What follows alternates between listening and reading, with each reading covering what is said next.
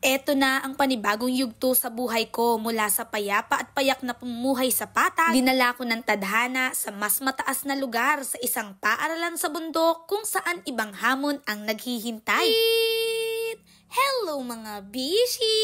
Isang buwan na palang nakakalipas simula nung gumawa ako nung aking vlog at sobrang namimiss ko talagang mag voice over. Bilang comeback nga mga bishi, eto nga't gumagayak ako ng aking gamit dahil ngayong araw nga ay aakyat ako sa bundok ng Kinumay sa Barangay Balugo, Mansalay Oriental, Mindoro. Kung sakto pa nga napupunta ako doon sa mismong araw ng birthday ko at hindi ko talaga alam kung ano mararamdaman ko, kung malulungkot ba ako o magiging masaya. Malungkot dahil hindi ko nga kasamang mag-celebrate ng birthday ko ang aking buong pamilya. Masaya dahil alam kong blessing ang pagpunta ko doon dahil haharapin ko ang isang bagong yugto sa buhay ko na hindi ko karaniwang ginagawa bilang isang guro. Konting kwento lang mga bishi, taong 2019, una akong nagturo sa bundok ng Sinariri sa Barangay Panaytayan. Taon nga akong nagstay doon at alam niyo ba mga bishi na sobrang layo talaga ng bundok na yon. Kalipas nga ang isang taon ng pagtuturo ko doon nung ako ay nag-asawa at nanganak, nag-decide na nga ako na magpababa dahil sobrang hirap talaga para sa akin na umakyat doon lalo't mayroon na akong baby. At nung binaba naman ako, na-assign nga ako sa Don B. Del Mundo Memorial School bilang grade 6 teacher. 4 na taon ngang pagtuturo ko doon, sobrang dami ko talagang natutunan. Kaya naman nagpapasalamat ako sa aking school principal, walang iba kundi si Sir Teng Josue V. Kasungkad Jr. dahil sobrang dami kong natutunan sa kanya. Pasalamat nga din ako sa aking mga kasamahang guro sa Don B. Del Mundo dahil sobrang saya ng pamamalagi ko doon sa loob ng 4 na taon. Ngayon ngang mismong kaarawan ko mga bishi, eto nga't harapin ko ang panibagong yugto sa buhay ko. Ako kasi ay na-assign bilang teacher in charge dito sa Kinumay Elementary School. Isa nga ito sa mga paaralan ng ating mga katutubong mangyan dito sa bayan ng Mansalay. First time ko nga lang din makapunta dito at alam nyo ba na bago ka nga makarating dito, ilang ilog ang dadaanan mo at ilang bundok ang aakyatin mo. Huwag naman siya ng sasakyan at ang tawag nga namin doon ay habal-habal. At alam nyo ba mga bishi, pagdating ko dito, grabe, sobrang nagulat ako dahil napakaganda ng paaralan ng Kinumay. Pintura ang mga bakod, yung kanilang classroom, magaganda at malilinis, at ang bongga may kuryente dito, at ang pinakabongga may internet dito mga bishi. O diba, bonggang bongga talaga. Naman nung mayroong nagtanong sa akin kung kamusta daw ba ang Kinumay, ang naisagot ko talaga mga bishi, ang Kinumay ay napakaganda at maunlad. Kung iisipin yung mga bishi, napapalimutan kami ng napakatataas na bundok, pero ang bongga mayroon talaga siyang kuryente. Ang signal ang cellphone para pantawag or text, pero mayroong internet at ang gamit nga dito ay Starlink. O diba, ang bongga talaga. Tingnan naman sa tubig, mayroon ding gripo. O diba, amazing talaga mga bishi. Sobrang tuwang-tuwa talaga ako nung makarating ako dito. Papasalamat nga ako kay Kuya Jun dahil sinamahan niya ako papunta dito at eto nga't nagpaplano sila doon sa ipapagawa kong bahay. Isang linggo kasi kung magstay kami dito, aakit ng Lunes at bababa ng Biyernes. Kaya naman kailangan ko talaga ng matitirahan na bahay. Dahil unang araw ko pa lang naman dito, nakisuyo nga ako sa aking kasamahang guro na si Ma'am Bay na kung maaari ay makitulog muna ako sa kanyang bahay. Pagdating ko nga dito, nagkaroon kami ng maikling meeting kasama ang aking mga kasamahang guro at pagkatapos naman nun ay ang community. Isuyo nga ako na kung maaari ipatawag lahat ng magulang nang sa ganun makilala nila ako at makilala ko din naman sila. Alam niyo ba mga bishi na first day ko pa lang sobrang saya ko na dahil yung mga magulang kinantahan talaga nila ako ng happy birthday. Sobrang sarap sa feeling. Ang tanging hiling ko nga sa kanila ay sana tulungan nila ako at suportahan sa mga bagay na gagawin ko dito sa Kinumay. Iniwala kasi ako mga bishi na ang isang bagay ay magtatagumpay kung mayroong pagtutulungan. Isang napakalaking hamon talaga para sa akin at isang napakalaking responsibilidad ang mapapunta ko dito sa Kinumay Elementary School at ang tanging hiling talaga ako ay magtagumpay. Nakakatuwa pa nga na sakto na mayroon pang malaking pagsasalo-salo dito sa community at eto nga't naimbitahan kami sa isang voodoo fight. Diba, bongga, first day ko pa lang may pa-voodoo fight na. Alas 9 na nga ng gabi nung ako ay magsimulang ayusin ang aking higaan dahil sobrang dami talaga naming napagkwentuhan ni Madam Bay Trahico. Nga yung aking kasamahang guro na nagmamay-ari nitong bahay, nakisuyo nga ako na kung pwede dito ako matulog ngayong gabi. Ina-expect ko talaga, first night ko dito magiging malungkot ako, pero hindi mga pishi, naging kabaliktaran yon dahil sobrang sarap sa feeling. Nga sa alaala ko, yung ako ay nagtuturo pa lang sa Sinariri Elementary School, ganito talaga yun mga bishi. Kubo yung bahay, ang sahig ay kahoy, pero bongga dito may kuryente saka may electric fan, yun lang yung pinagkaiba, pero ganito yung pamumuhay, sobrang payak at tahimik. Sarap nga din ang aking tulog dahil sobrang lamig, tapos pagising